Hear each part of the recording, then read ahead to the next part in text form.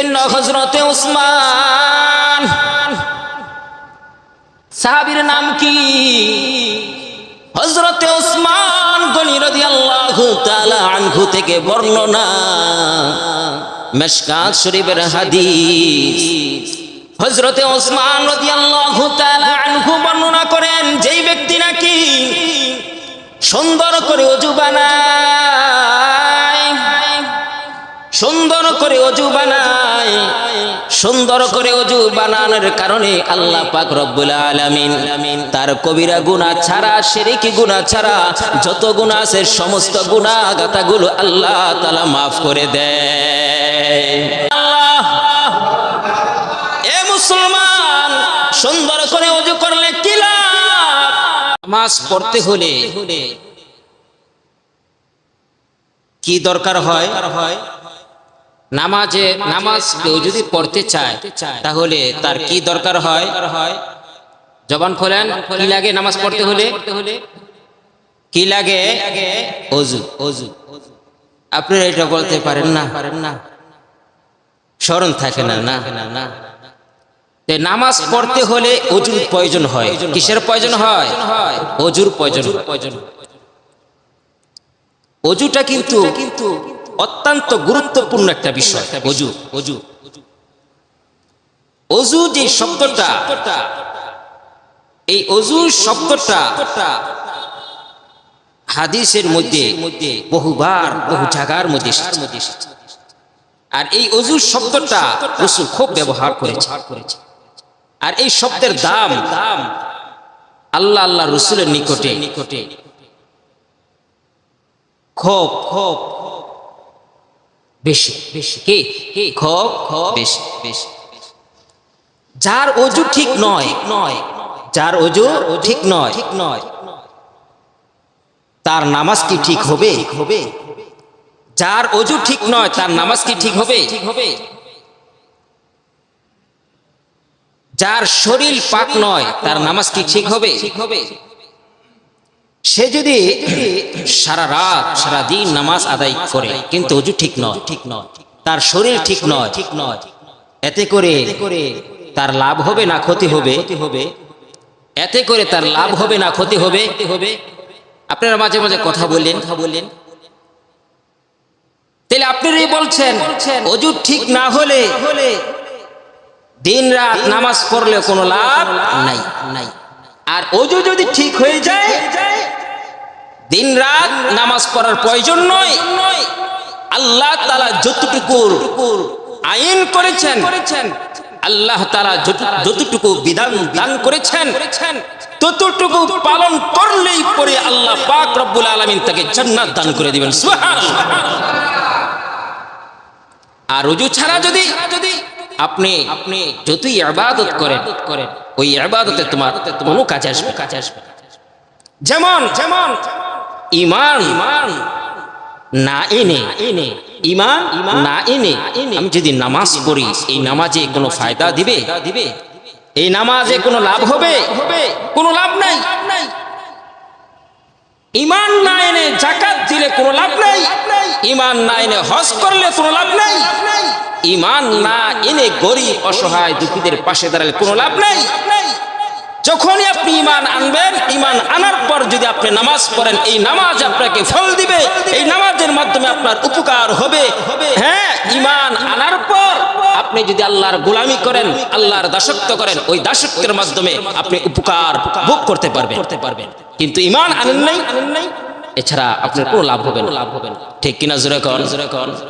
লাভ হবে কোনো?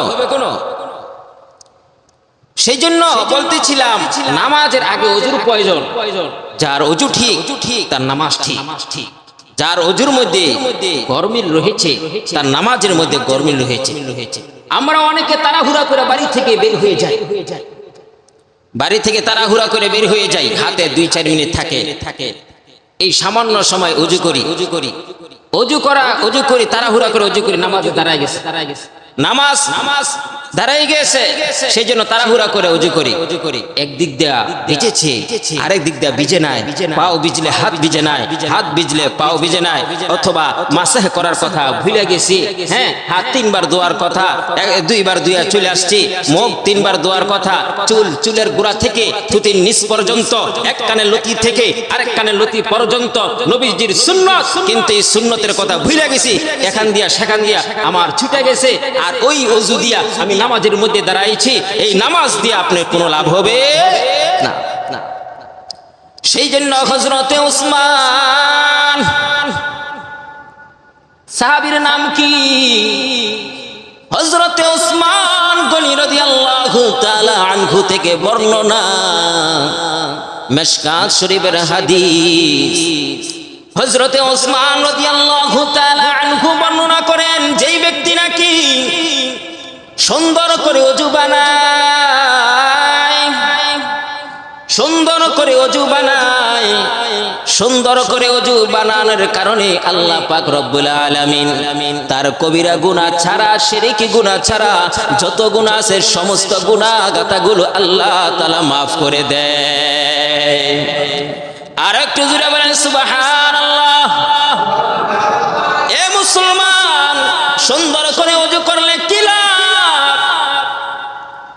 মিশকাত শরীফের হাদিস, হযরতে উসমান গনি রাদিয়াল্লাহু তাআলা আনহু থেকে বর্ণনা। হযরতে উসমান গনি রাদিয়াল্লাহু তাআলা আনহু বর্ণনা করেন, যে ব্যক্তি নাকি সুন্দর করে ওযু বানাবে আল্লাহ পাক রব্বুল আলামিন শিরকি আর কবিরা গুনাহ ছাড়া সমস্ত গুনাহগাতাগুলো maaf করে দেয়। আর একটু জোরে কোন সুবহানাল্লাহ, জবান খুলে বলেন সুবহানাল্লাহ। এখন আপনাদের আমার প্রশ্ন, আপনাদের নিকটে আমার প্রশ্ন, ওযু সুন্দর করে করা লাগবে নাকি তাড়াহুড়া করে ওযু করব? একটু জোরে বলেন, সুন্দর করে করব না তাড়াহুড়া করে করব? কে কে এমন আছেন তাড়াহুড়া করে ওযু করবেন? হাত উঠান। আসেনি কেউ? না, কেউ নাই। আল্লাহ সবাইরে সুন্দর করে ওযু করার তৌফিক তুমি দিয়া দাও। আরো জোরে আমিন বলেন। ভাইরা আমার, হযরত উসমান গনি রাদিয়াল্লাহু তাআলা আনহু থেকে আরেকখানা হাদিস বর্ণিত। হযরত উসমান গনি রাদিয়াল্লাহু তাআলা আনহু বর্ণনা করেন, রাসূল করিম সাল্লাল্লাহু আলাইহি ওয়াসাল্লাম ইরশাদ করেছেন, মান তাওয়াদ্দা, যে ব্যক্তি নাকি ওযু করেছে, ফা আহসানাল উদুআ, এবং ওযুকে সে সুন্দর করে করেছে, যে ব্যক্তি ওযু করেছে এবং ওযুকে সুন্দর করে করেছে, খরজাত খতায়াহু মিন জাসাদিহি হাত্তা তাখরুজা মিন তাহতি আযফারিহি, যে ব্যক্তি ওযু করেছে এবং সুন্দর করে করেছে, তার গুনাহগুলো তার শরীর থেকে এমন ভাবে ঝরে যায়, তার গুনাহগুলো তার শরীর থেকে এমন ভাবে ঝরে যায়, নখ কাটার পর, কি কাটার পর, নখ কাটার পর যদি আমরা হাত ধুই, নখের ভিতর থেকে যেই ময়লাগুলো আছে এই ময়লাগুলো যেরকম ভাবে পড়ে যায়, ওযু করার কারণে, সুন্দর করে ওযু করার কারণে তার শরীর থেকে ঠিক তেমন ভাবে গুনাহগুলো ঝরে যায়। সুবহানাল্লাহ বলেন। ওযু করার কি ফজিলত, ওযু করলে কি লাভ হয়?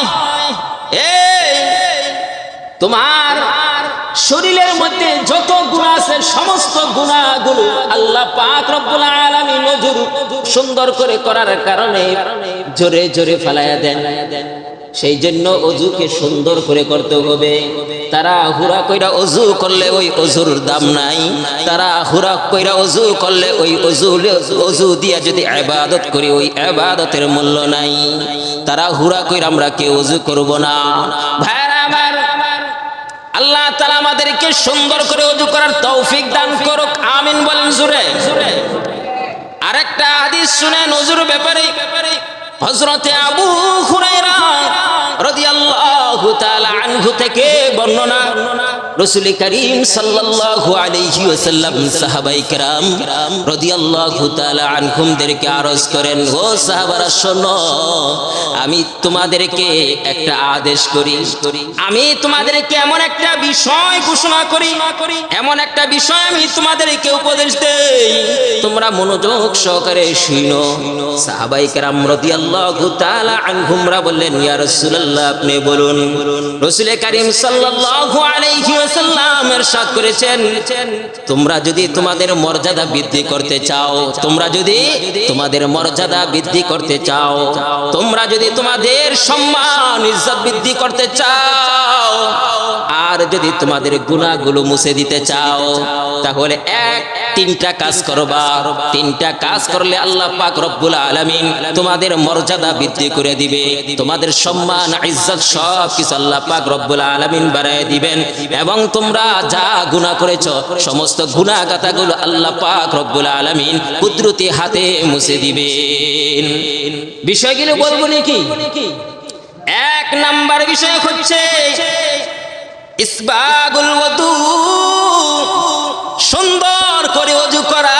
সুবহানাল্লাহ বলেন, চিল্লায়া সুবহানাল্লাহ বলেন। সুন্দর করে যে ব্যক্তি নাকি ওযু বানায় তার মর্যাদা আল্লাহ বাড়ায় দেয়। সুন্দর করে ওযু বানাইলে আল্লাহ তাআলা তার মর্যাদা বাড়ায় দেয়।